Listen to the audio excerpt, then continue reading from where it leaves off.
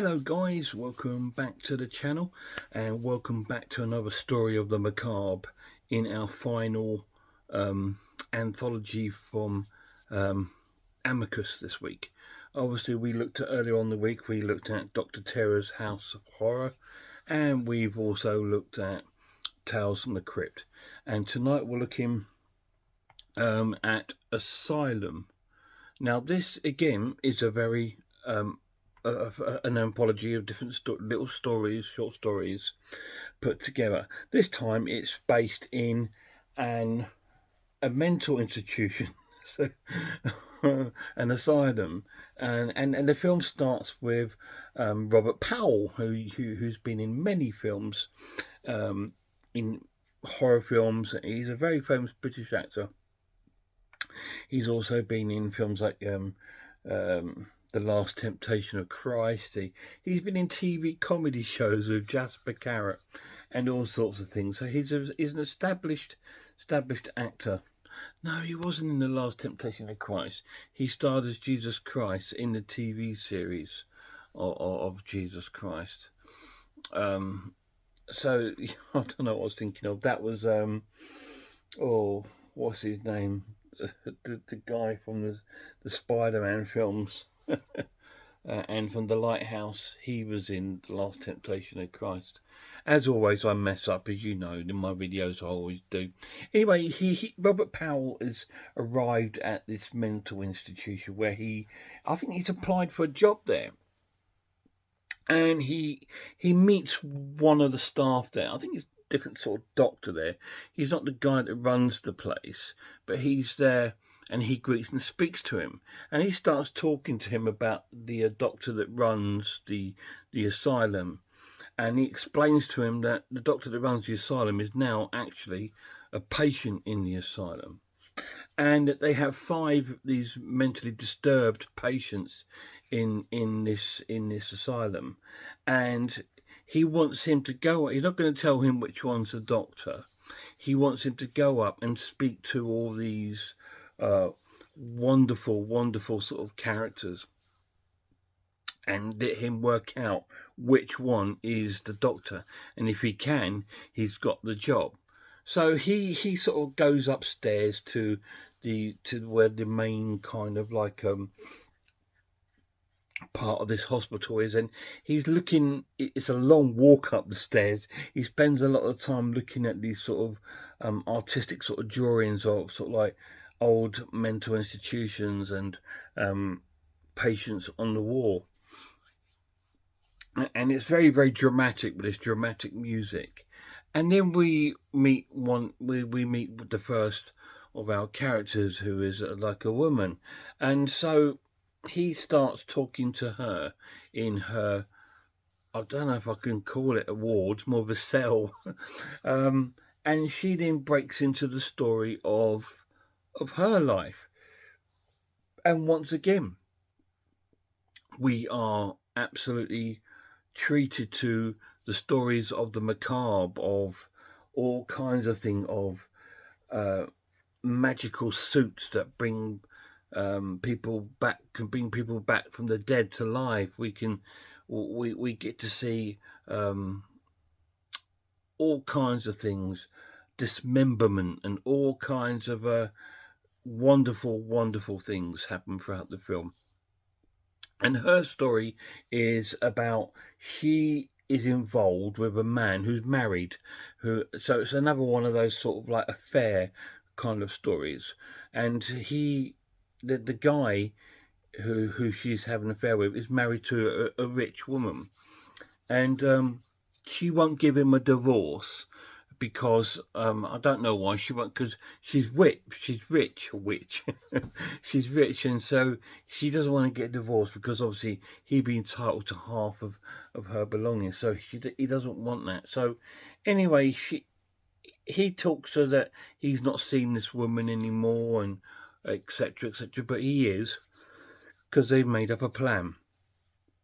Anyway, he's told his wife he's brought her a present, and he goes, it's in the cellar. So they go down to the cellar, and she sees this rather large chest freezer, goes, oh, what I've always wanted. These were very popular in the 70s, these chest freezers. Even we had one. And she was absolutely over the moon. He goes, I've got another present for you. And then he kills her with an axe.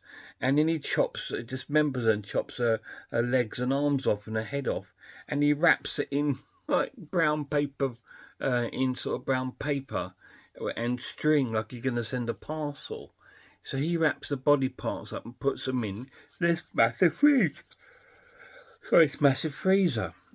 And then he goes up and tells the girl that he's sorted it, and he's done the deed. And she says, "Well, I'm on my way over, but we're going to take the body with us, and we'll dispose of the parts when we're on our way, because obviously don't want anyone to find it." So she's on her way over the car, and then we see the head rolling into the living room in its brown paper bag. And so he's sort of spooked out, and he throws his whiskey at it, but it disappears. So he goes back down to the cellar to check what's going on, and the freezer door's open. So he goes and checks to make sure all the parts are in there, and then his hand comes out and grabs him and then kills him and drags him into the freezer. And then the woman arrives, the one that he's having an affair with, the one that's in this asylum, and she starts looking around for him. She's calling out for him, but he's not answering. And she goes down into the cellar, and then she comes across the head as well, wrapped in a paper bag that seems to be following her around. She looks in the freezer and she sees the dead body of her lover. And then all the body parts are sort of like alive in the room. And it's quite scary, actually. It's quite freakish and quite disturbing, to be honest. Especially the head bit, because it's sort of breathing. And you see the brown paper bag going in and out. And it is quite disturbing and quite horrific, really.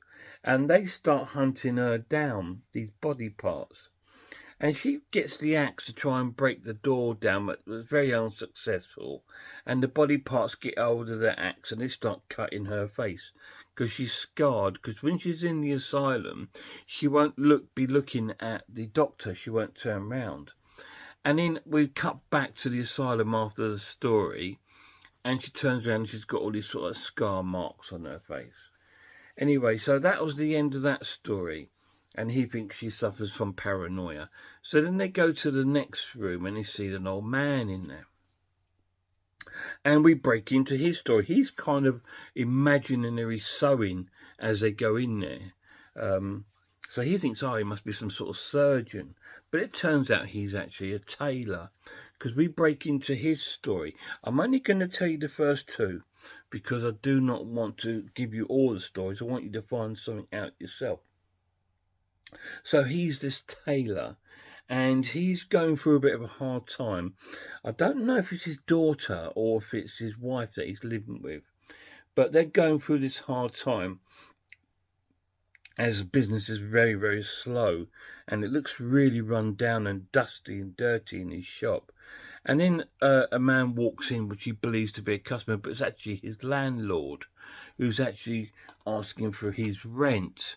And he goes, well, I haven't got it, I'll tell you what, instead of giving you rent, if you let me make you a brand new suit. And he says, no, I want the money. I'll give you 1 week. And after that week, if you haven't got the money, then you're out on your ear. Anyway, so he doesn't know what to do and stuff. And then the door rings again, and another man walks in a bit later on in the day, and this is a customer who's played by Peter Cushing. Now, he wants this suit made for his so-called son. And he's brought the instructions and the materials for this suit. It's a strange kind of a luminous sort of material. And he wants it made for his son. But he's got specific instructions for the tailor to follow. Like, he can't start working on any work on it until after midnight. And it must stop at 5 o'clock dawn. you can only work it in those hours in the night. Because this suit, it's a little bit of a witchcraft kind of story, this one, is supposedly made of a material that can raise the dead. And we find out that Peter Cushing's son has died, and he's trying to resurrect him. So we see our tailor making this suit at night, and he's finished it within a week. And it looks a rather strange looking suit. It's like a luminous white. So sorry, it's quite late at night. I'm very tired. I've been watching this quite late at night because I've been at work today, so I've come and watched this as I've got home. And it's very luminous. Anyway, he's finished the suit and he takes it round to Peter Cushing's house. And when he gets there, he finds that Peter Cushing's living in the dark with candles. He's not as rich as he says he was, because he's promised to give him £200 for this suit, which will obviously solve the tailor's money issues with his rent and things. And then the tailor will not give up the suit to Peter Cushing until he's given him the money. And he says, look, I won't be able to give you the money until this is done. And then they start, the tailor sees another room in Peter Cushing's house, because what's behind this is nothing. But he still goes ahead and opens it, and inside is a coffin. And in there's a dead body of like a man with a moustache. And Peter Cushing explains, this is my son. And he says, it can't be, that's a man. And they start arguing, and he says, please just give me the suit and I'll put it on him and stuff like this. And he won't give it over. And then so they start, Peter Cushing then sort of threatens him with a gun. He draws a gun out, says, look, just give me the suit. And then the tussle starts between Peter Cushing and the tailor. And Peter Cushing comes off the worst as the tailor shoots him down dead. So he then finds a book that Peter Cushing has, which is obviously about resurrecting and witchcraft, about resurrecting his son's body. So he takes the book, he takes the suit, and he goes back to his shop. And when he arrives, his wife or the daughter says, oh, did you get the money? He said, no. He explained about the what's happened, and that he accidentally shot Peter Cushing. Anyway, then strangely, his wife or daughter puts the suit on this mannequin that is in the shop. It's a strange, scary looking mannequin. Again, it almost looks like human, like wax human. And she puts the mannequin on it. And then they start bustling about, his wife and the tailor, over, because he wanted them to burn the suit and burn the book, but she won't. She says, that's evidence. We need it to show the police, because we don't need getting done for murder. Then we've got evidence to prove that, you're sort of like, you're defending yourself, your innocence, and he was a madman. Anyway, they start fighting over it, and he's sort of like becoming heavy-handed with her. And the mannequin with the suit comes to life and then starts to attack him. And then it cuts back to the asylum again. And that's all the stories I'm going to tell you. And once again, each of these patients have a story, just like all the other Amicus films. And it's all some sort of like wrongdoings again. And that they're in there for their own kind of wrongdoings. But if you want to find out what actually happens and why they're in there and who is the doctor, you need to watch it and find out, because I'm not going to tell you anymore. What do I think of Asylum? It's amazing. It is definitely one of Amicus's unsung heroes, if you like. It's an amazing film. Really, really cool. It's up there for me with Tales of the Crypt, which is one of my favourites, and also Dr. Terror's House of Horror. These are three of my favourites of these amazing anthologies. I also love From Beyond the Grave, which I will go into another time. I'm not so keen on The House that Dripped Blood. That's okay, but it's not one of my favourites. But I went through 3 of my favourites this week.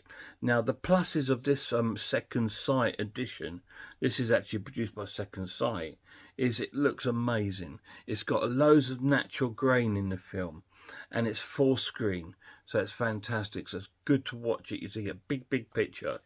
And the sound quality is a little off because of its age, but it still doesn't take nothing away from the film.